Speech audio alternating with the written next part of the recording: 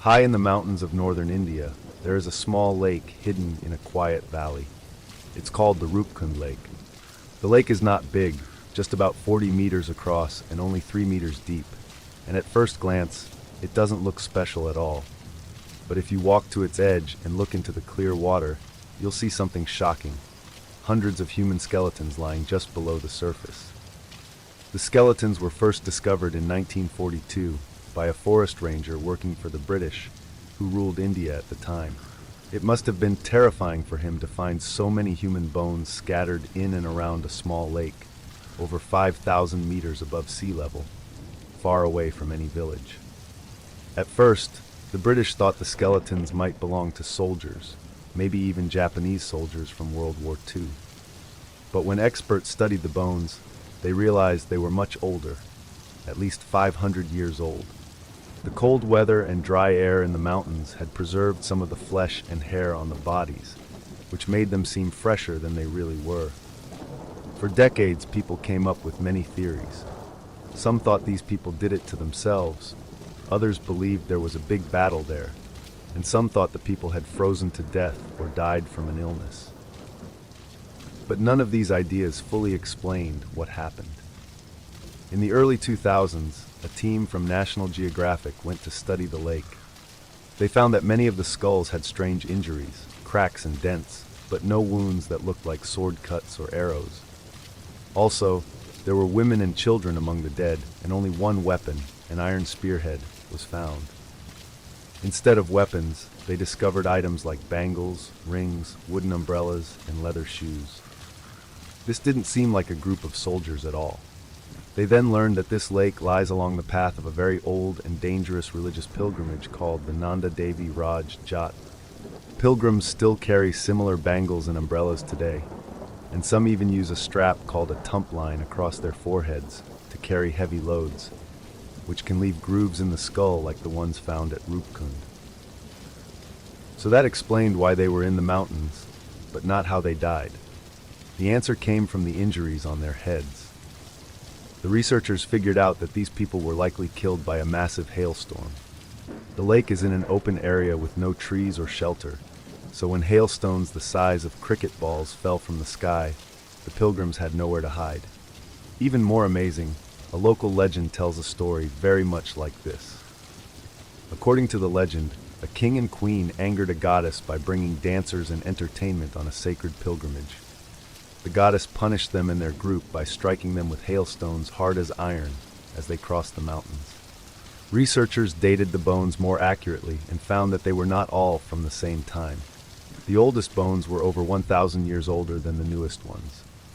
They also found that some of the skeletons belonged to people from the Mediterranean region, perhaps even from Crete, and not just locals from India. This was very strange because there are no records of such a group of Mediterranean people traveling to this remote part of India. Some people have suggested that these foreign visitors may have been killed by thieves who used to rob and murder travelers in India during colonial times. But there is no real proof of that either.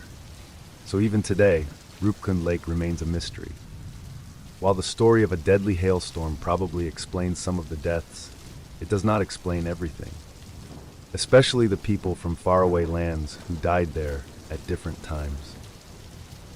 Karen Wetterhahn, lab photo, 1996, Dartmouth College. A respected chemist, Karen is seen working in the lab weeks before 2 drops of dimethylmercury seeped through her gloves.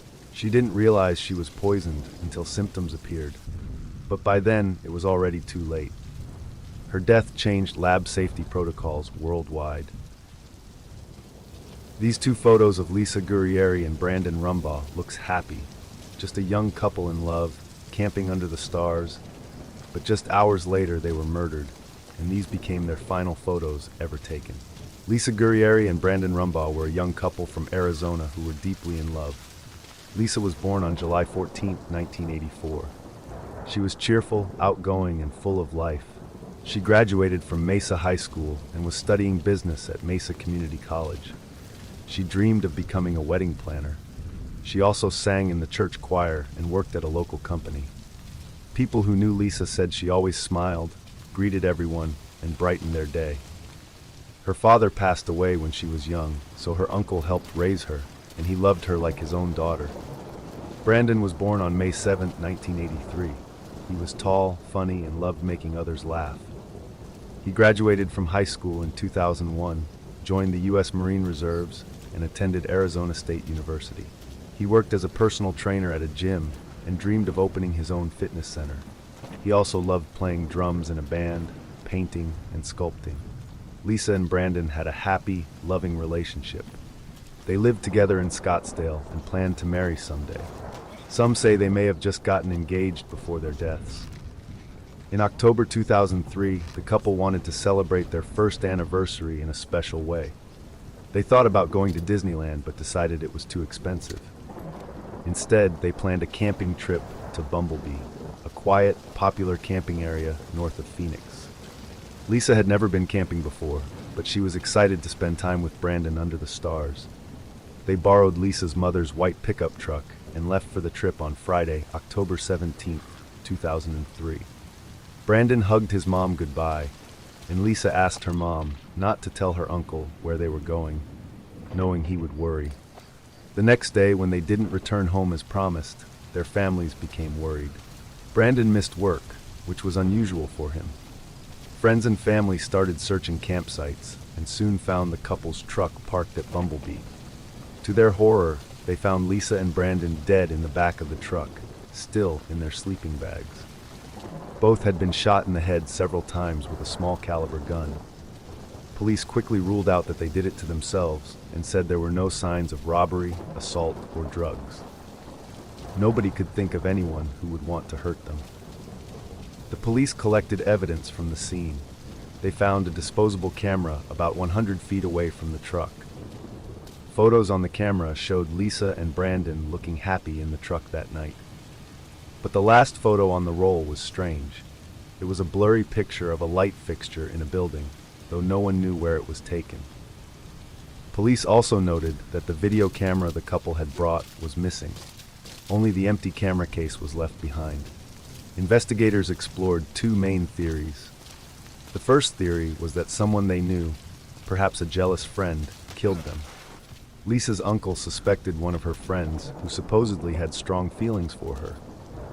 This friend was also part of the search party that found the bodies, and shortly after the murders, he moved far away and left his house spotless. He passed a polygraph test at the time, but newer detectives say they are still interested in questioning him again. The second theory is that the murders were random. Some believe it was a robbery gone wrong. Perhaps someone tried to steal the truck, saw the couple sleeping, and panicked. This theory is supported by a similar crime that happened 6 months later nearby, where two men were shot and their truck stolen. However, in Lisa and Brandon's case, the truck was not stolen, which makes this theory less certain. Some think the killer may have even recorded the murders, as the missing video camera has never been found. Years later, a volunteer named Deborah West reviewed the case, but did not find any solid evidence. She believes the couple didn't know their killer and that it may have been a random attack. Sadly, after more than 18 years, the murders of Lisa Gurrieri and Brandon Rumbaugh remain unsolved. Their families still hope that one day the truth will come out. At first, this photo might look like some kind of strange torture, but it actually shows a patient getting an anti-freckle treatment in the 1930s. Even though it looks scary, the process was pretty simple. The eyes and mouth were covered to protect the person from harmful fumes, and then dry ice was applied to the skin to freeze and slough off the superficial layers of skin cells. Once you know what's happening, it doesn't seem as creepy. But without any explanation, it looks very unsettling. It also shows how much medicine has improved, because this method is no longer used today. It just looked like a regular old barrel, sitting out on a suburban street. But inside was something no one could have imagined, a secret that had been hidden for over 30 years. On September 2nd, 1999, Ronald Cohen and his family were moving out of their house at 67 Forest Drive in Jericho, Long Island.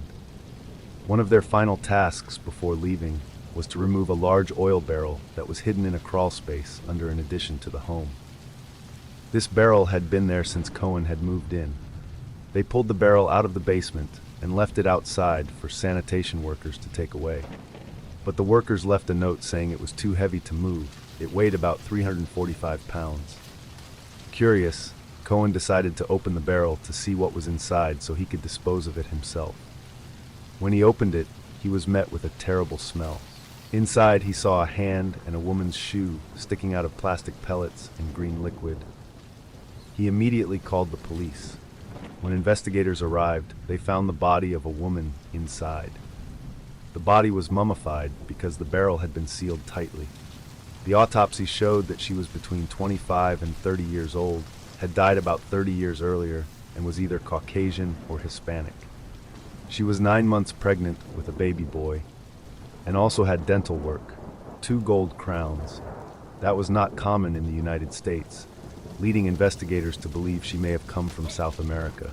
Along with the body, police found a damaged purse, a note, an address book, a plastic flower stem, some rings, and a locket that said, "To Patrice, love from Uncle Paul." The note and address book were too damaged to read, so they were sent to a lab for analysis. The Nassau County Homicide Squad began investigating past owners of the house. The house had been built in 1957 and had 4 owners before Cohen. All the previous owners said the barrel was already there when they moved in and claimed they didn't know what was inside. Howard Elkins, who owned the house in the 1960s, told reporters he didn't remember much about the crawl space where the barrel was found and couldn't remember the name of the contractor who built the addition. He also said the only other people who would have had access to the house back then were gardeners and maids. Police traced the serial number on the barrel to a chemical company in New Jersey. The barrel had been made in March 1963 and used to hold paint and dyes. The green chemical inside was a dye often used in fake plants, and the plastic pellets matched materials used to make artificial flowers.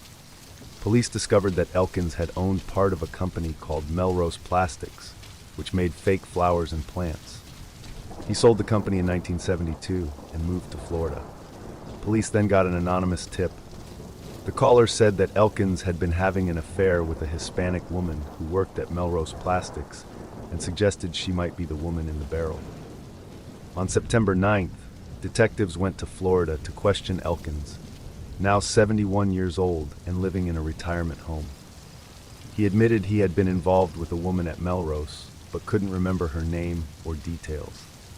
When asked to give a DNA sample to test if he was the father of the baby, he refused and asked police to leave so he could talk to his wife. The next day, Elkins went missing. His son later found him dead in the garage of a neighbor's house. He did it to himself. DNA testing later confirmed with 99.9% certainty that Elkins was the father of the baby. But police still didn't know who the woman was. Forensic scientists managed to recover a few names and numbers from the damaged address book. Most were no longer correct, except for one, Kathy Andrade. When police contacted her, she immediately identified the woman as her best friend, Reina Angelica Marroquin. Reina had moved from El Salvador to New York in 1966 after her marriage ended. She lived in a Catholic home for single women, worked at Melrose Plastics, and studied fashion and English. She dreamed of becoming successful. Kathy, her English teacher, said Reina was full of life, but started acting strangely when she became pregnant. Reina said the baby's father was a married man with children who had promised to marry her but seemed to change his mind. In desperation, Reina called the man's wife to confess. Soon after, she called Kathy, scared, saying the man threatened to kill her. Kathy rushed to Reina's apartment but found it empty, with food still warm on the stove and her winter clothes left behind. Police at the time told Kathy to wait a week, assuming Reina had run off. It is believed that Elkins lured Reina to the factory, killed her, and hid her body in the barrel, planning to sink it in the ocean. But it was too heavy to move, so he left it in the crawl space. Decades later, reporter Oscar Corral helped find Reina's family in El Salvador. Her mother was 95 when she finally learned what happened to her daughter. Reina's body was flown home and buried next to her mother, who died a month later. On the note that was sent to a lab for analysis earlier, forensic scientists could finally read the words, Don't be mad. I told the truth. Gas stroller. This photo was taken in England during World War II. It shows a woman pushing her baby in a gas-proof stroller to protect the child from breathing in dangerous gas. Even though it looks strange and uncomfortable today, these special carriages were not that rare back then. They were mostly used by richer families who could afford to buy them. Moments before he killed Rhys Jones in 2007, Sean Mercer was caught on CCTV riding his bicycle. Rhys Milford Jones was an 11-year-old boy who lived in Croxteth Park, Liverpool, with his mum Melanie, his dad Stephen, and his older brother Owen. The family had always lived in the same small, friendly community. Croxteth Park had about 3,000 houses, a few shops, a church, a medical center, and a pub called the Fir Tree, which was at the center of the estate. People there knew each other and felt safe. Rhys was a happy, lively boy who loved football more than anything else. He supported Everton and his bedroom was full of Everton shirts and posters. He also played for Fir Tree Boys Football Club. His teachers thought he was very talented and could have a great future in football. On the evening of August 22, 2007, Rhys had football practice. He was also excited because England was playing Germany on TV later that night. Before leaving for practice, he kissed his mum goodbye and walked out. But then he came running back because he had forgotten the £5 fee. His mum laughed and decided to drive him there herself. When he got out of the car, he smiled and said, "See you, Mum. Love you." Those were the last words he ever said to her. Rhys enjoyed his training that evening. He laughed with his friends and even scored a penalty. When it ended, he decided to walk home on his own. The weather was warm and it was about 7 p.m. As he walked through the car park of the Fir Tree pub, a boy on a silver mountain bike came towards him. The boy was wearing a hoodie, pulled out a revolver, and fired 3 times. 2 bullets missed, but one hit Rhys in the back near his shoulder blade and passed through his neck. At first, people thought he had tripped and fallen, but then they saw the blood.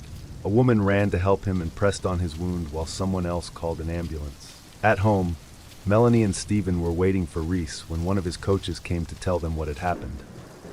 Melanie ran to her son, who was lying on the ground, and whispered to him that he would be okay. Paramedics worked hard to save him, but at 8:46 p.m., Rhys was pronounced dead at Alderhay Children's Hospital. The next day, the whole country was shocked. Everton fans at Goodison Park held a minute of applause for him, and people all over Liverpool paid tribute. Money was raised to build a community center in his memory. But behind the sadness, the police began their investigation. They quickly realized this was not a random attack. For years, 2 gangs had been fighting in the area: the Croxteth Crew, or Crocky Crew, and the Strand Gang from nearby Norris Green. Their feud had already caused violence and even a murder the year before. Rhys had nothing to do with any of this. There were no fingerprints or bullet casings. Then the police heard the name Sean Mercer. He was 16 from Croxteth and already known to police. He had been stopped and searched many times and had an ASBO for causing trouble. 3 days later, police arrested Sean and 2 of his friends, Dean Kelly and James Yates, who were also in the gang. But none of them spoke to the police. Witnesses would not pick Sean out of a lineup, and his mum even gave him an alibi. They were released. The police didn't give up. They listened to phone calls and even placed secret recording devices in gang members' homes. They heard talk of destroying evidence, but still had no strong proof. Then a boy known as Boy M spoke to them. He said Sean and the others came to his house just minutes after the shooting. This showed Sean had lied about where he was. Later, police found a silver bike frame dumped in Kirkby. Only 3 bikes of that kind had been sold in the UK that year, and one belonged to Sean. His DNA was on it, and CCTV confirmed it was the bike used. Another breakthrough came when police searched the house of Boy X and found an old revolver and bullets. At first, they thought it was the wrong gun, but later tests showed that the gun fired bullets that tumbled in the air, causing a wound like Rhys's. Boy X also admitted that Sean gave him the gun, wrapped in paper, right after the shooting. Police promised to protect Boy X and not charge him if he testified. This was the first time in the UK that a witness was kept secret like this. Now police had the bike, the gun, DNA, CCTV, phone records, and 2 witnesses who said Sean was there and hid the weapon. In April 2008, police arrested 14 people. Sean Mercer was charged with murder, and others were charged with helping him cover it up. The trial began in October 2008 and lasted 3 months. Sean and his friends laughed and joked in court, while Rhys's parents sat just a few feet away, heartbroken. The court heard how Sean had been told earlier that day to show loyalty to the gang. When he heard rival gang members were at the pub car park, he cycled there, fired at them, missed, and hit Rhys instead. Then he went to Boy M's house, where his clothes were burned, his body was washed with petrol, and the bike was hidden. On December 16, 2008, Sean Mercer was found guilty of murder and sentenced to life, with at least 22 years before he could apply for parole. Others got shorter sentences for helping him. Sean's mother and James Yates's parents were also jailed for lying to police and hiding evidence. Less than a year later, Sean stabbed another inmate in prison. He remains in jail to this day. Rhys was just an innocent boy who loved football, his family, and life. He was caught in the middle of a pointless gang fight he had nothing to do with. This photo shows a child's hand reaching out from a cell in a mental institution. Not much is known about the picture, but it became very well known because it showed how badly children were treated in these places. Kids in mental institutions were often treated just as poorly as the adults. Solitary confinement was a common punishment for children who misbehaved, and this photo is said to be proof of that. This looks like just another cozy kid room, but on one summer night in January 1976, an 8-year-old girl simply vanished from her bed. No broken windows, no forced entry, just an empty room and a family waking up to heart-stopping silence. On that warm night in January 1976 in the quiet town of Beaumaris, Victoria, Australia, the Worledge family went to bed like any other night. 8-year-old Eloise, her 6-year-old sister Anna, and her 4-year-old brother Blake all went to their rooms and fell asleep. Their parents, Lindsay and Patsy, had been having problems in their marriage for a long time. They argued often and had both been seeing other people.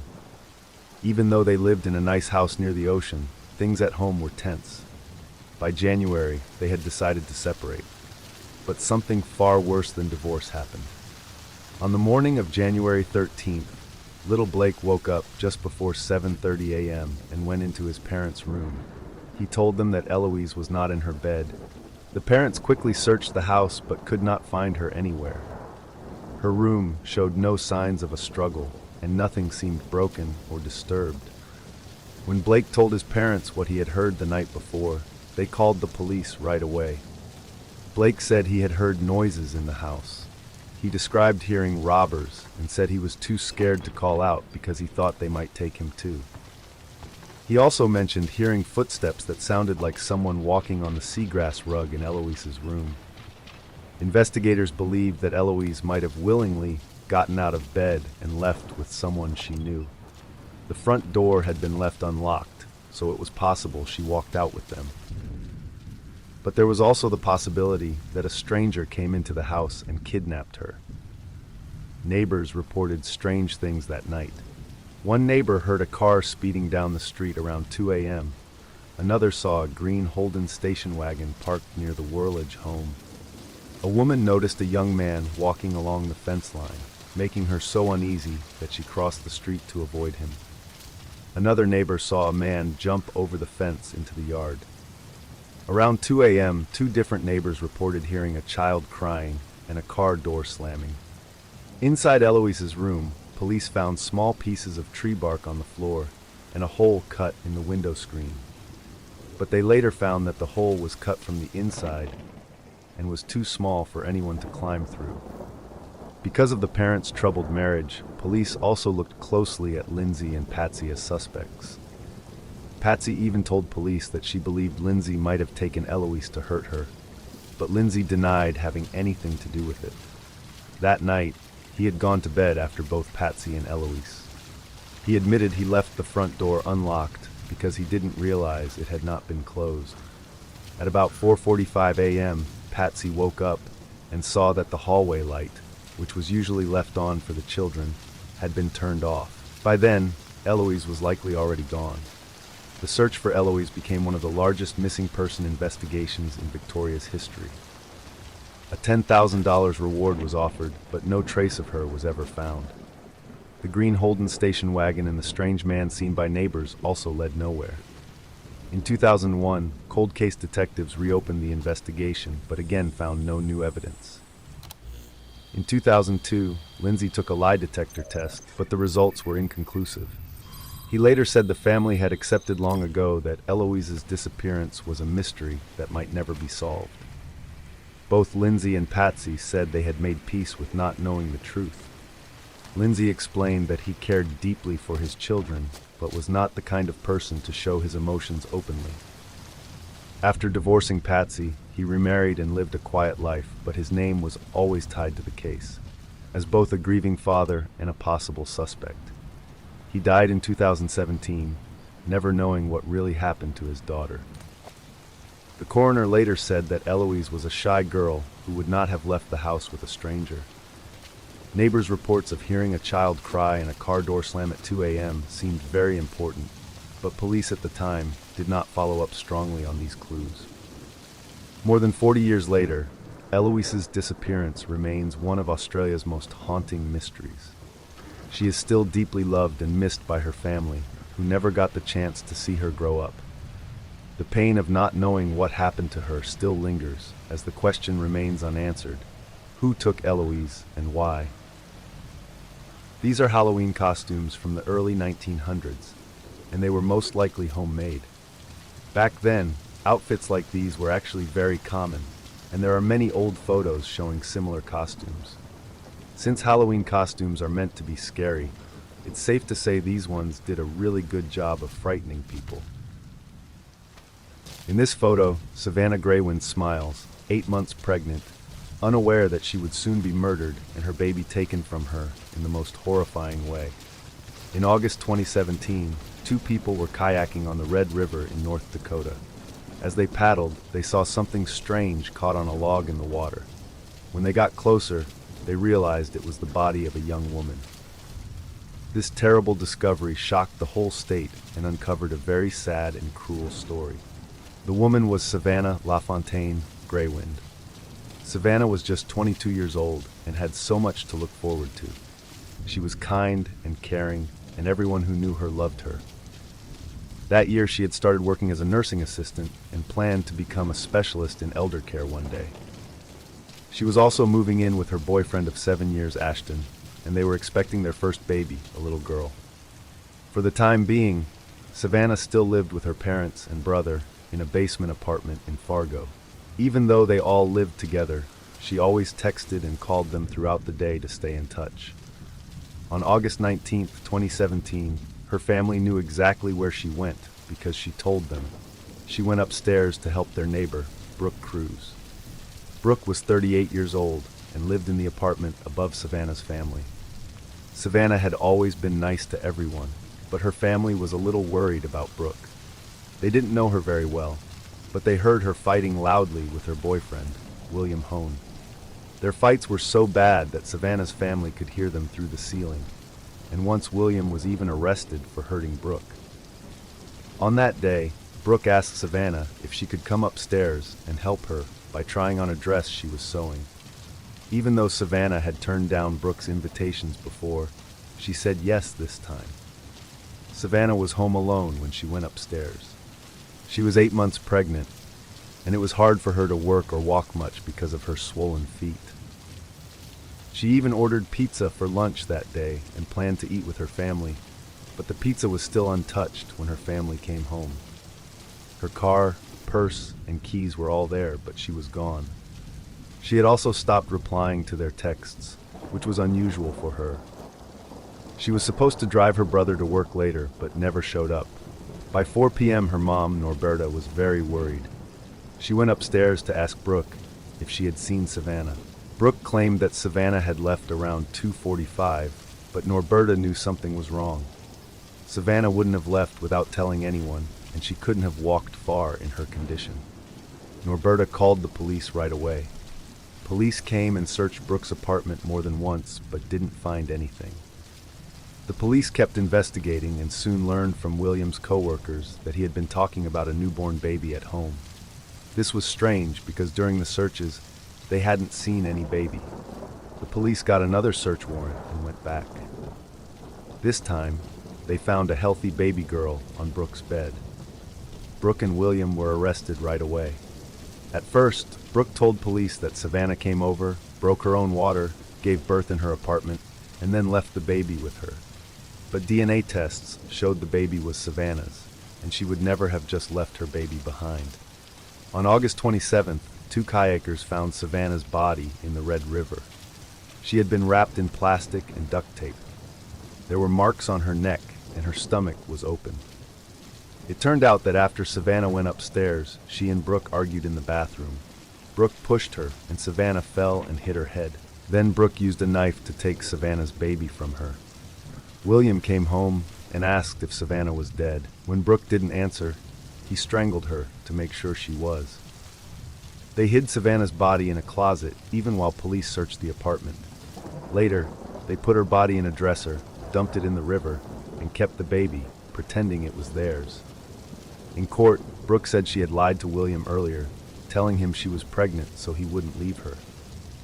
When he found out she was lying, he told her to come up with a baby or else. That's when she decided to take Savanna's baby. Brooke was sentenced to life in prison without parole. William was sentenced to 20 years. Savanna's boyfriend, Ashton, was given custody of their baby girl, whom they had planned to name Hazley Joe.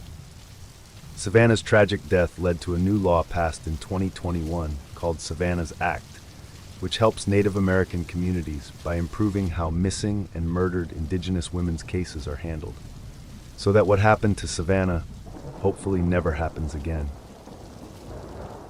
At first glance, the Roman slave collar looks like a simple metal band, maybe jewelry or a tool, but its true purpose is chilling. These collars were forcibly locked around the necks of enslaved people in ancient Rome, often inscribed with messages like, "If found, return to my master." They were used to prevent escape and assert ownership, turning human beings into property. At first glance, this looks like a happy family, a smiling young girl with her parents. But behind this photo was a terrifying secret. Andrea Bowman was born on June 23, 1974 in New Orleans, Louisiana. Her birth name was Alexis Miranda Badger, and her biological mother, Kathy, was only 17 at the time. Kathy had a very hard life. She left home young, worked as a bartender at 14, and even joined a traveling circus. At 16, she married a 19-year-old boy after a whirlwind romance, and soon got pregnant with Alexis. But the marriage didn't work, and Kathy moved back in with her mother in Virginia after Alexis was born. Kathy's mother was sick with cancer and already caring for other kids, so she didn't want to help with the baby. Kathy felt she couldn't care for Alexis properly, so she gave her up for adoption through a Catholic agency. Kathy hoped that Alexis would have a much better life with a good family. At 5 months old, Alexis was adopted by Dennis and Brenda Bowman. They renamed her Andrea and moved her to Michigan. But the life she ended up with was nothing like what Kathy had hoped for her daughter. Dennis Bowman seemed like a normal man to outsiders, but he was hiding who he really was. Before adopting Andrea, he already had a criminal record. In 1980, when Andrea was 6, he was charged with attempting to hurt and murder a 19-year-old girl. He had threatened the girl, but she escaped by running into traffic to stop a car. Dennis was caught and sent to prison but served less than 5 years. Andrea grew up shy and quiet, but classmates noticed she often seemed troubled. Sometimes she came to school with cuts and blood on her hands, and people started to wonder if she was being hurt at home. When Andrea was 14, she told a teacher she was afraid to go home because her father was hurting her. A social worker visited the house, but Dennis and Brenda denied it and claimed Andrea was just upset about learning she was adopted. Shockingly, despite Dennis's criminal past, no one looked deeper into it. Not long after that, in March 1989, Dennis called the police and reported Andrea missing. He claimed she had stolen money and left home to find her biological mother. The police treated it as a runaway case and didn't look into it properly. Brenda later made several calls to police claiming to have seen Andrea around town, but these were never confirmed. Over the years, the case went cold. Meanwhile, Dennis kept committing crimes. He stalked and broke into a woman's home in the late 1990s and was caught with stolen items, weapons, and other disturbing things. Yet he still got away with just a short sentence. In 2018, another murder helped solve Andrea's case. Back in 1980, a woman named Kathleen Doyle had been murdered in Virginia. DNA from her case was finally matched to Dennis Bowman in 2019. Police arrested him for that murder, and while in custody, Dennis confessed to killing Andrea as well. He said he and Andrea had gotten into a heated argument and he hit her, causing her to fall down the stairs and die. Police searched his property and found Andrea's remains buried in a shallow grave under cement in his backyard, over 30 years after she went missing. Dennis was charged with murder and other horrible stuff related to hurting Andrea. Kathy, Andrea's biological mother, was devastated to learn what had happened to her daughter. She had given her up to give her a better life, but instead, Andrea suffered for years and was killed by the man who was supposed to protect her. This case shows how badly the system failed Andrea, from allowing Dennis to adopt her despite his violent past, to ignoring her cries for help, to letting her case sit as a runaway for decades. The only person who kept fighting for Andrea was her biological mother, who never stopped searching for the truth. Wedding rings. This photo was taken in the 1940s. At first, it might look pretty normal, but it actually shows something very sad and upsetting. These are wedding rings that were taken from Jewish couples who were sent to concentration camps. Most of these husbands and wives were split up and never saw each other again. At first glance, this grainy surveillance image doesn't seem unusual. Just a lone figure with a bike on a quiet campus night. But what happened shortly after this moment would change everything for one university, one family, and one young woman with a promising future. This is the case of Haruka Weiser. She was a bright and talented young woman. She was only 18 years old and had just started her first year at the University of Texas in Austin. She was studying both theater and pre-med because she dreamed of being a doctor, but also loved dance and acting. Haruka grew up in Portland, Oregon, in a close family with her parents, her younger brother, and her sister. She was good at school, especially in math and science, and she also discovered her love for ballet when she was 12. She worked hard at everything she did and made her family very proud. When she moved to Austin for college, she quickly made new friends and even performed in university plays. But on the night of April 3rd, 2016, something terrible happened. That evening, Haruka finished her dance class and sent a message to her friends saying she was walking back to her dorm. It was around 9:30 p.m., already dark outside, but she never made it home. When she didn't show up to class the next day and no one could reach her, her friends and teachers got worried. Police were called and they began searching the area. The next day, searchers found a horrible scene. Haruka's body was discovered by a creek on campus. She had been attacked, strangled with a rope, and hidden under leaves and rocks. Police also found a hammer and a pair of glasses nearby. It was clear someone had hurt her very badly and then tried to hide what they did. At first, no one knew who did it, but security cameras on campus showed a young man riding a bike and carrying a backpack near the area where Haruka disappeared. The police released the video to the public, hoping someone would recognize him. Around the same time, firefighters reported a suspicious fire at a storage unit.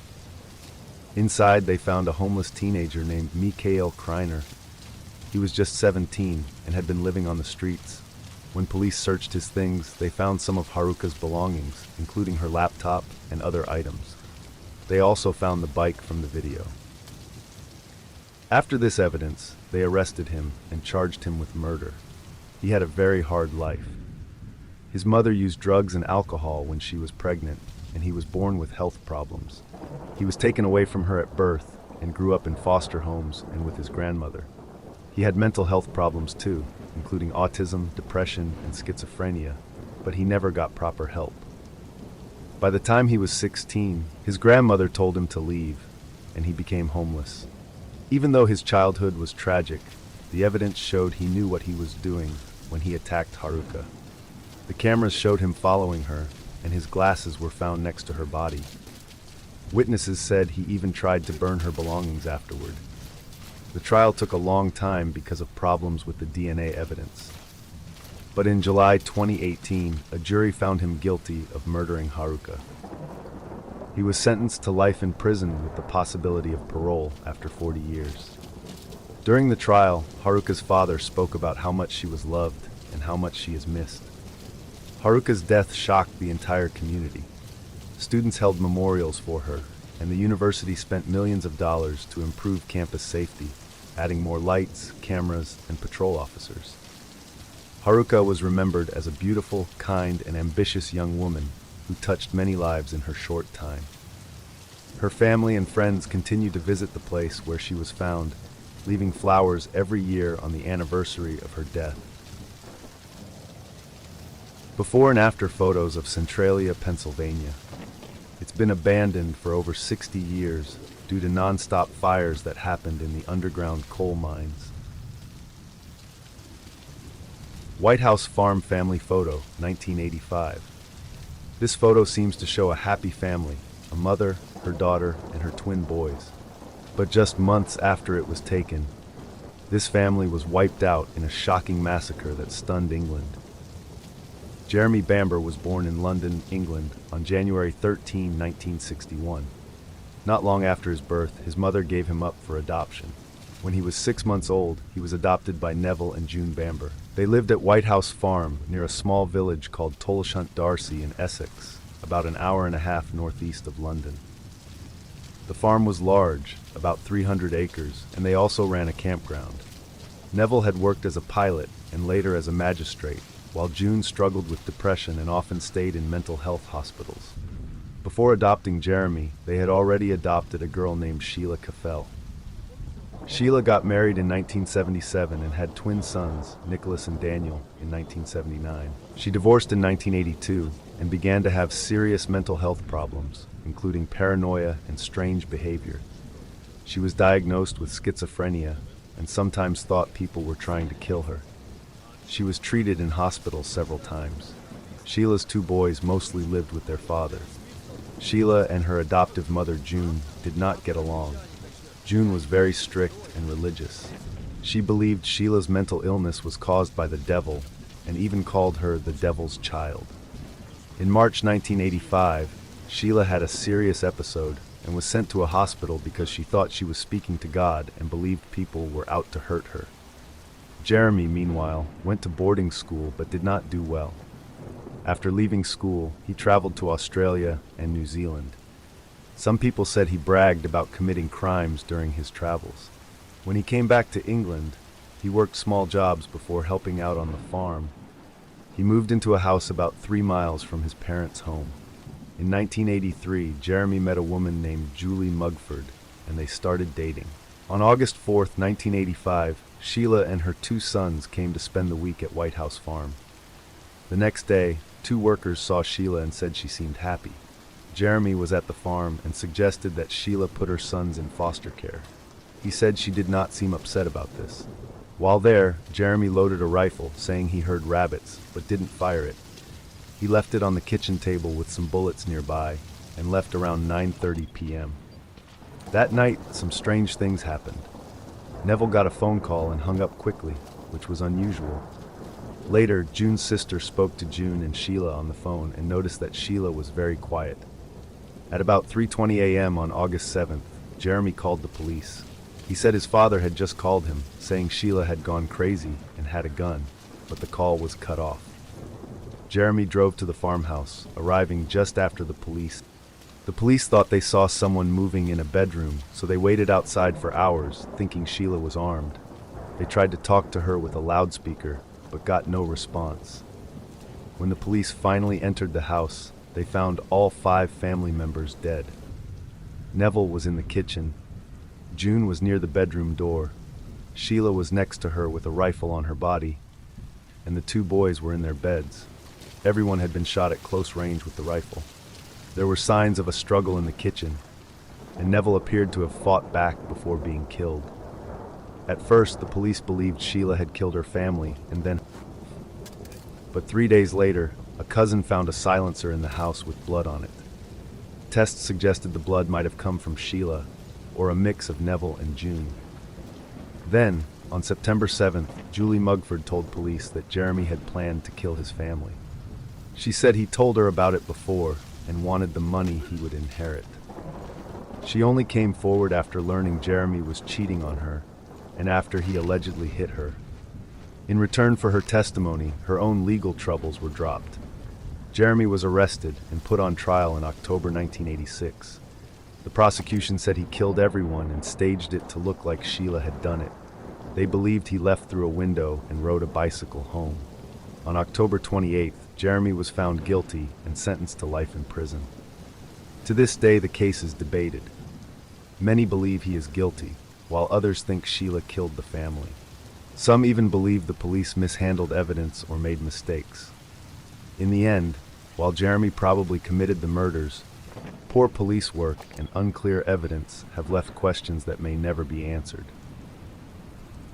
Rescue workers at the scene of the wrecked Pantglas Junior School at Aberfan, South Wales, where a coal tip collapsed, killing over 190 children and their teachers. This haunting image looks like a crude carving, messy, almost senseless. But what you're seeing is the aftermath of something unthinkable, marked onto the body of a girl who had placed her trust in the wrong people. The words were burned into her stomach, not by strangers, but by those she lived with every day. This is the story of the murder of Sylvia Likens, one of the most shocking cases in American history. Many people were involved in her suffering and death, which makes it even more disturbing. There were two main families at the center of this story, the Banaszewskis and the Likens, and also some kids from the neighborhood. By 1965, Gertrude Banaszewski was 36 years old. Even though she was still young, she looked much older because of her hard life. She had been divorced twice, had 7 children, and suffered 6 miscarriages. All of her relationships had been abusive. She was raising her children alone. She was poor, depressed, and sick with asthma. The Banaszewski family lived at 3850 East New York Street in Indianapolis. Their house was very poor and dirty. There was no stove, only enough beds for half of them, and they mostly ate bread, crackers, and sometimes soup when they could make it. The 8 people in the house were Gertrude and her children: Paula, 17, Stephanie, John Jr., 12, Marie, 11, Shirley, 10, James, 8, and baby Dennis. The Likens family was also very poor. Lester and Betty Likens had 5 children. The oldest were 18-year-old twins Daniel and Diana. Then there was Sylvia, who was 16, and another pair of twins, Benny and Jenny, who were 15. Jenny had polio when she was little and had to wear a metal brace on her leg, which made her limp. Sylvia was very protective of her sister because of this. In July 1965, Betty Likens was arrested for shoplifting and sent to jail. That left Sylvia and Jenny on their own. Soon they met their school friend Paula Banaszewski and went to her house to listen to music. When Gertrude heard about their situation, she offered to let Sylvia and Jenny stay at her house until their parents could take care of them again. When Lester Likens found his daughters at Gertrude's house, he made a deal with her.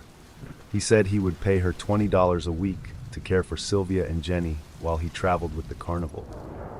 But he didn't take time to look around Gertrude's house or see how she and her family lived. Maybe if he had, he would have chosen differently. At first, things were fine. Sylvia and Jenny enjoyed playing with the other kids and singing along to Beatles records. But then the $20 payment from Lester was late, and that was when the abuse began. When the money didn't arrive on time, Gertrude became angry. She screamed at the girls, called them names, and beat them with a heavy wooden paddle. Later, when the girls used some of their own money from collecting bottles to buy candy, Gertrude accused them of stealing and beat Sylvia again.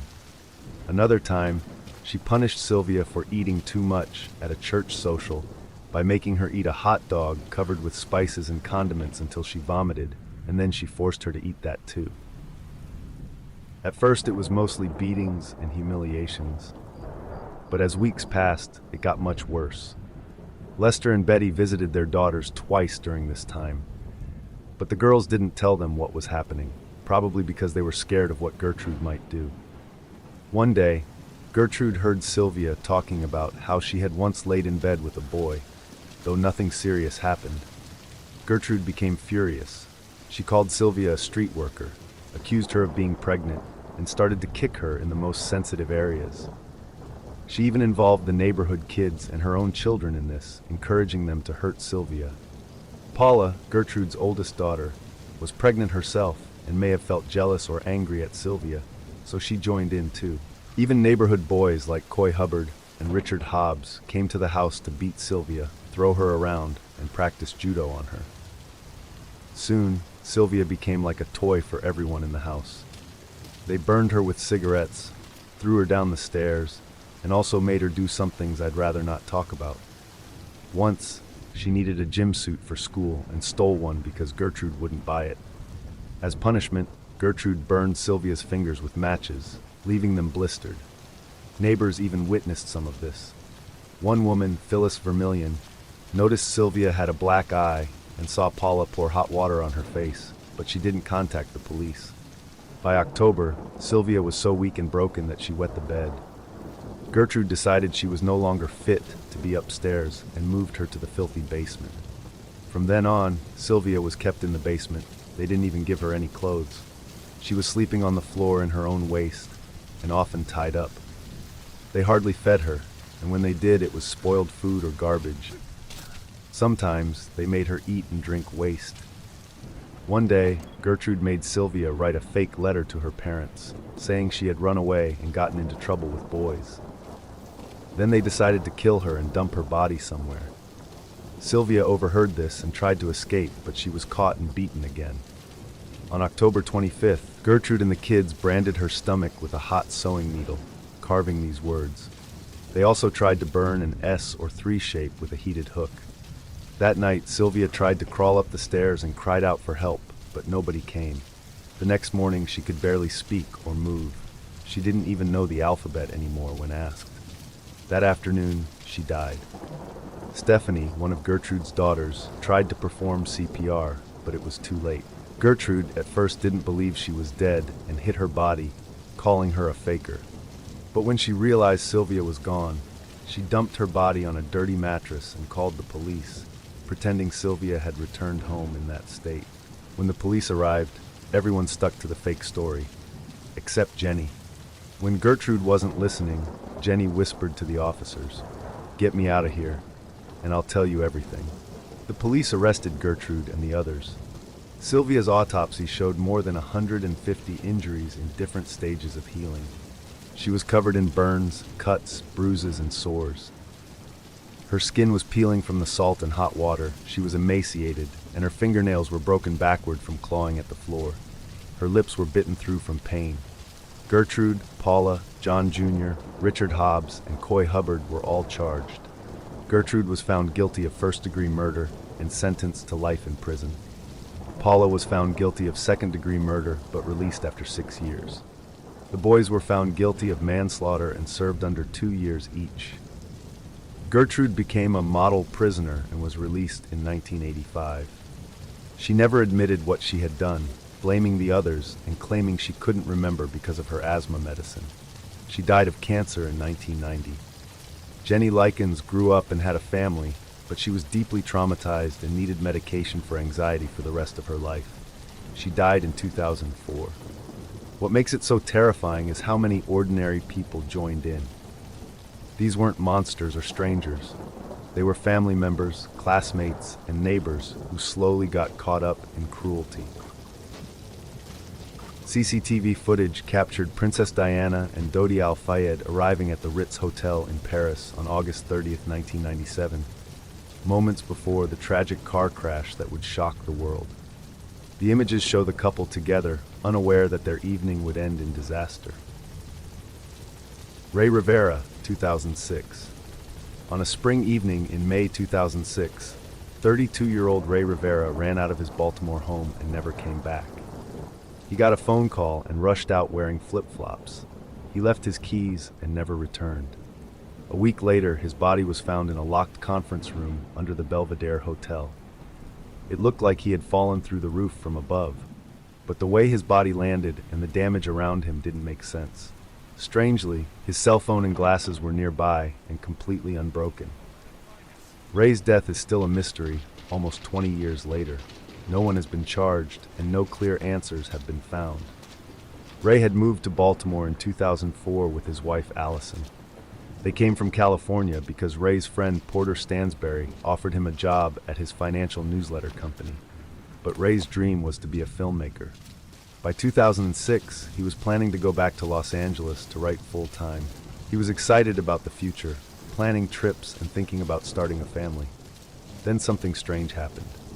On May 15th, around 1 a.m., Rey and Allison were woken up by their home alarm. Rey grabbed a baseball bat and searched the house, but no one was there. The next night, the alarm went off again. This time, a window downstairs looked like someone had tried to open it. Rey was very shaken. Allison later said she believed these events were connected to what happened next. On May 16th, Allison went out of town for work.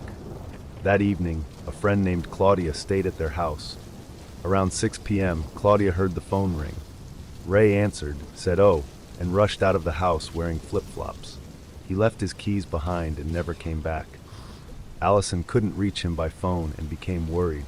The next morning, she reported him missing. Friends and family flew in to help search for him. 6 days later, Allison's parents found Rey's car parked near the Belvedere Hotel. The parking ticket on it was dated the day he disappeared. People began searching the hotel and nearby areas, but didn't find anything right away. 2 days after that, some of Rey's co-workers spotted something strange on the roof of a small part of the hotel. They saw flip-flops, a phone, glasses, and keys next to a hole in the metal roof. Below that hole, in a locked conference room, was Rey's body. His injuries matched a fall from a height, but the scene didn't make sense. The room was hard to reach, and no one saw him enter the building. Security cameras were off that night, and despite falling, his phone and glasses were not broken. One detective even said the scene looked staged. A note was later found at home behind Rey's computer. It was sealed in plastic and full of strange references to movies, secret societies, and the phrase, "Whom virtue unites, death will not separate." It was not a clear goodbye note.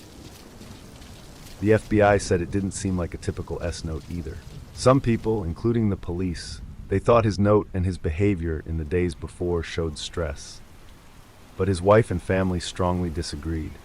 Other people think he was murdered, possibly because of something he found out at work. Rey used to work at Stansberry's company, which was under investigation for financial wrongdoing at the time. The call that made Rey run out came from the company's switchboard, but no one there admitted making the call. After his body was found, employees were reportedly told not to talk about the case. Some have also wondered if his death was linked to secret societies because of the strange note. Others think it was an accident, that he somehow fell while exploring the building. But none of these theories have been proven. The way Rey's body was found, in a place he couldn't easily reach, with belongings that looked carefully placed, has led many, including his wife, to believe he was killed and the scene was staged to look like something else. To this day, no one knows who called Rey that night, why he ran out, or exactly how he ended up dead under the Belvedere Hotel. His wife, Allison, still believes someone out there knows what really happened. Madame Debeinche's bedroom. At first glance, this old photo of a bedroom, taken in the early 1900s, looks like it shows nothing more than a normal Paris apartment. The room is full of heavy furniture and decorated in the style of that time. Floral wallpaper, thick curtains, and a big bed with a fancy wooden frame that takes up most of the space. The blankets are messy, and a few chairs are slightly out of place, but nothing seems very strange. But when you look more closely, you start to feel uneasy. A chair has fallen over, and the neatness of the room is disturbed in small ways. The bed covers look oddly messy, and there's a dark stain on the white sheets where someone once lay. It's only when you learn what is just outside the frame of the photo, behind the bed, on the floor, that the full story becomes clear. The dead body of the woman who lived here. In May 1903, police in Paris started using photos to record evidence, something very new at the time. While this photo shows the quiet and strange calm of the room before the full truth is revealed, another photo taken just a moment later shows the terrible reality that is out of sight here. Obviously, I cannot show that. This bedroom is one of the earliest recorded crime scenes, and the woman who lived and died here is one of the first murder victims ever captured in a forensic photograph.